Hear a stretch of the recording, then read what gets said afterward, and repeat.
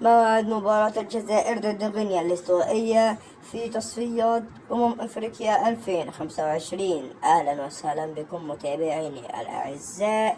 هيا بنا لنتعرف على خبر اليوم. موعد مباراة الجزائر ضد غينيا الاستوائية. يتصدر محركات البحث خلال الساعات القليلة الماضية نظرا لأهمية المباراة لعشاق ومحبي كرة القدم، بالتحديد لدى محاربين الصحراء والرعد الوطني. ويسعد منتخب الجزائر الأول بقيادة فلاديمير بيتكوفيتش إلى مواجهة قوية أمام نظيره غينيا الاستوائية في مستهل مشوار تصفيات كأس أفريقيا 2025. ويقع منتخب الجزائر في المجموعة الخامسة من تصفيات أفريقيا رفقة غينيا الاستوائية وليبيريا وتوغو.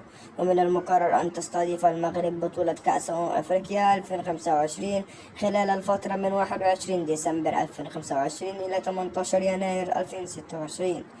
ويطمح محاربي الصحراء إلى تحقيق بداية قوية في مستهل مشوارهم بالتصفيات والخروج بنتيجة إيجابية عندما يواقي نظيره غينيا الاستوائية يوم 5 من الشهر الجاري بمدينة وهران الجزائرية في الجولة الأولى. موعد مباراة الجزائر ضد غينيا الاستوائية هو الخميس من سبتمبر على ملعب ميلود هتفي بمدينة وهران في تمام الساعة 10 مساء بتوقيت القاهرة ومكة المكرمة. ما تنسوش تقولوا لي رأيكم في التعليقات بشأن ما قيل في الخبر. ما تنسوش تحطوا اللايك والاشتراك بالقناة. والسلام عليكم ورحمة الله وبركاته.